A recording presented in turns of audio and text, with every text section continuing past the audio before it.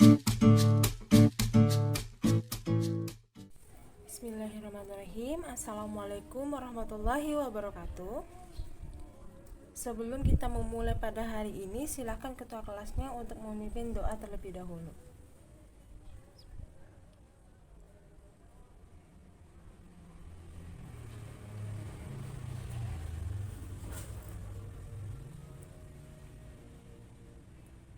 Baik, siapa yang hari ini tidak masuk? Alhamdulillah, berarti hari ini masuk semua ya. Nah, sebelum ibu masuki materi pada hari ini, apakah ada yang tahu materi yang telah kita pelajari pada minggu lalu? Silahkan. Inayah? Betul sekali. Jadi materi kita pada minggu lalu adalah materi zakat. Coba Asya, apakah Asya tahu atau masih mengingat apa pengertian dari zakat tersebut? Nah, betul sekali. Jadi zakat adalah harta yang diwajibkan dikeluarkan untuk orang yang beragama Islam pada saat tertentu. Biasanya diberikan kepada golongan yang berhak menerimanya. Nah, apakah ada yang ingat ada berapa zakat itu dibagi? Nah, betul sekali, Yuli. Nah, betul. Zakat dibagi menjadi dua, yaitu zakat mal dan zakat harta. Nah, karena kalian semua pada ingat dengan materi yang sebelumnya, hari ini kita akan lanjut mengenai materi pembagian ahli waris dalam Islam. Siapa yang tahu apa itu waris? Coba Galuh. Belum tahu. Nah, jadi ibu harap sebelum kalian masuk ke sekolah hari ini, kalian sudah membaca materi-materi yang akan ibu sampaikan pada hari ini juga sebelumnya di rumah kalian.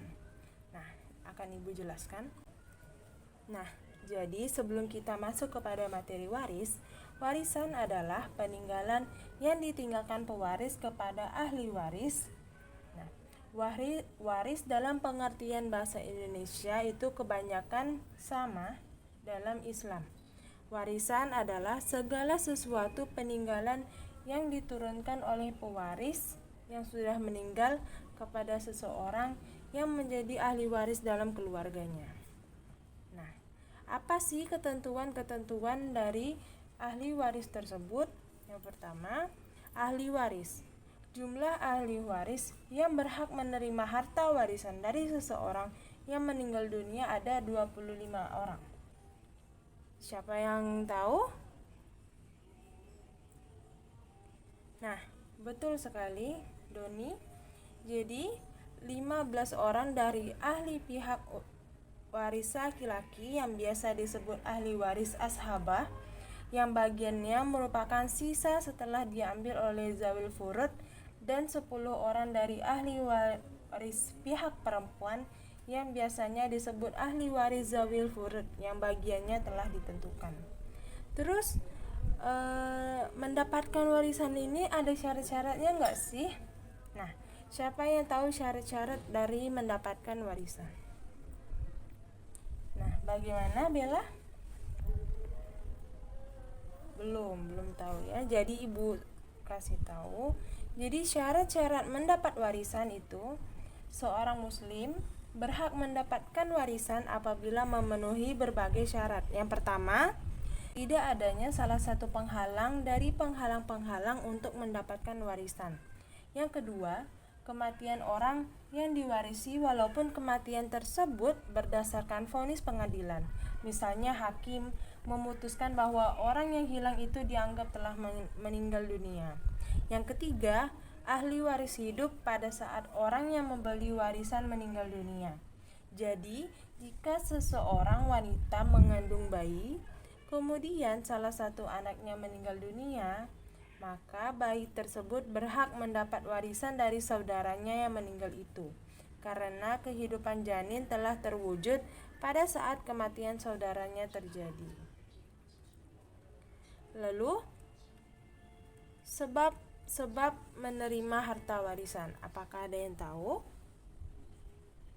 Belum ada yang tahu ya. Nah, dalam mendapat warisan itu bisa disebabkan oleh beberapa hal. Yang pertama, nasab atau keturunan, yaitu kerabat. Kerabat itu adalah ahli waris yang terdiri dari bapak dari orang yang diwarisi atau anak-anaknya beserta jalur ke sampingnya saudara-saudara beserta anak-anak mereka serta paman-paman dari jalur bapak beserta anak-anak mereka. Di dalam Quran surah An-Nisa ayat 33, Allah Subhanahu wa taala berfirman yang bunyinya, bagi tiap-tiap harta peninggalan dari harta yang ditinggalkan ibu bapak dan karib kerabat kami jadikan pewaris-pewarisnya.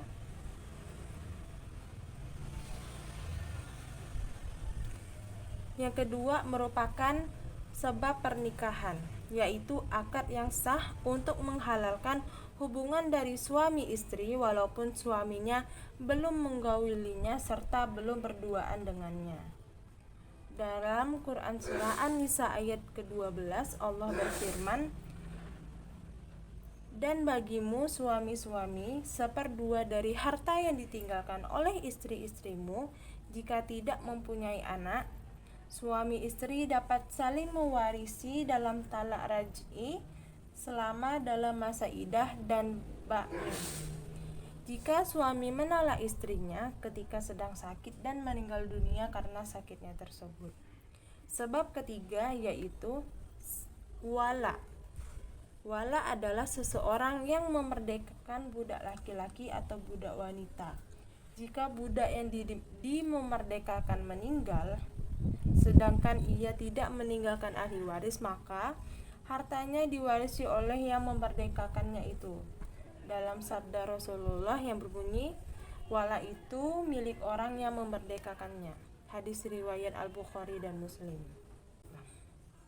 Selain sebab-sebab untuk mendapatkan harta warisan, juga terdapat sebab-sebab untuk tidak mendapatkan harta warisan.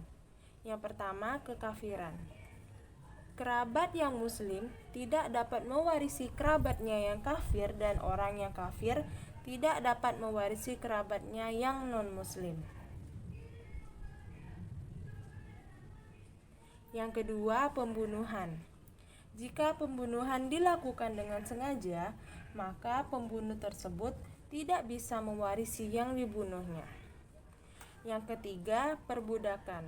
Seorang budak tidak dapat mewarisi apapun diwarisi, baik budak secara utuh ataupun sebagainya. Misalnya jika seorang majikan menggauli budaknya hingga melahirkan anak, maka ibu dari anak majikan tersebut tidak dapat diwarisi atau mewarisi. Yang keempat, perzinahan.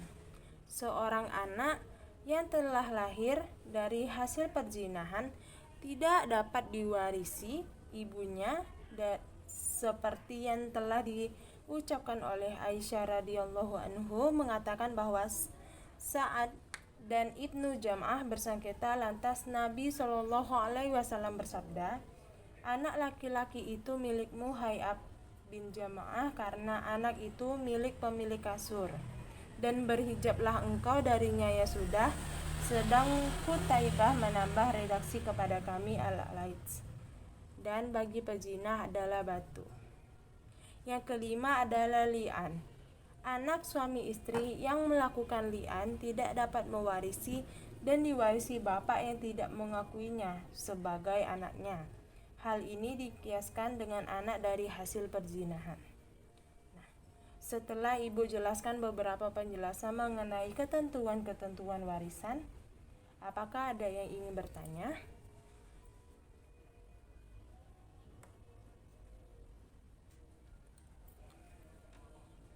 Nah, silakan.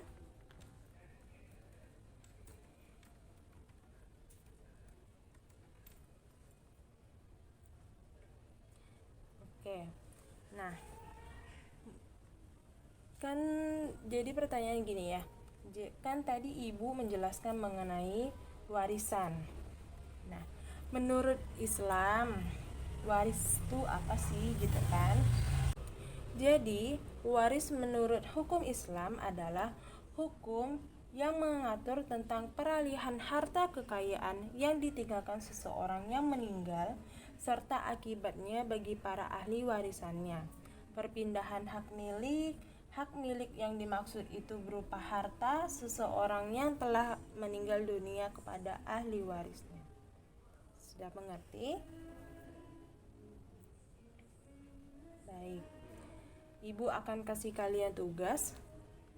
Silahkan tulis pertanyaannya. Akan Ibu bacakan ya. Pertanyaan pertama. Jelaskan yang dimaksud dengan waris menurut Islam. Yang kedua, sebutkan ketentuan-ketentuan ahli mawaris dalam Islam. Yang ketiga, jelaskan yang dimaksud dengan ahli waris. Yang keempat, sebutkan sebab-sebab menerima dan tidak menerima harta warisan. Yang kelima, sebutkan syarat-syarat mendapatkan warisan. Silahkan dikerjakan. Ibu beri waktu 5 menit.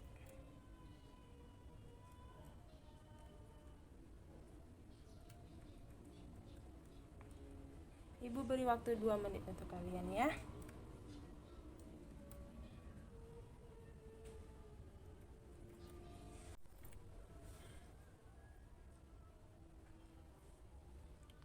Galih, Ridho, jangan main-main. Dikerjakan betul-betul tugasnya. Ya, Intan, boleh dikumpulkan.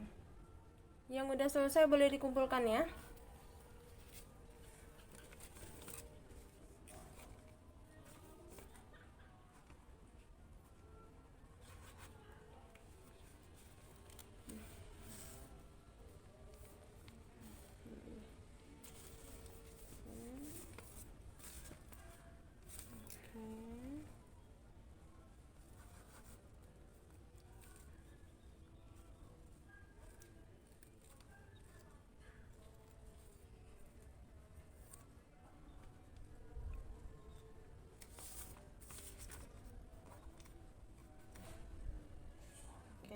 Mukti, silakan dibagikan ke teman-temannya.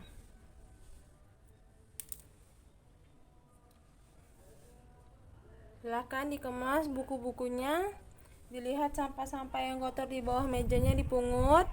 Yang piket hari ini piket dulu ya, jangan keluar. Sampahnya itu, Intan, sampahnya Intan dipungut.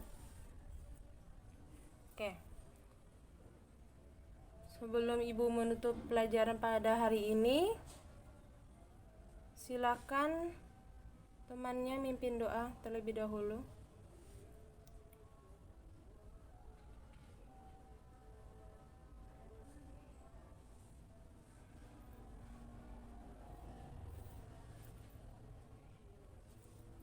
Nah, baik. Terima kasih untuk perhatian kalian pada hari ini. Semoga materi yang Ibu sampaikan dapat kalian pahami dengan baik. Dan jangan lupa diulas lagi materinya di rumah. Lalu untuk materi minggu depan kita akan membahas tentang bacaan sholat. Jangan lupa dipelajari lebih dulu di rumah. Sekian dari Ibu. Assalamualaikum warahmatullahi wabarakatuh.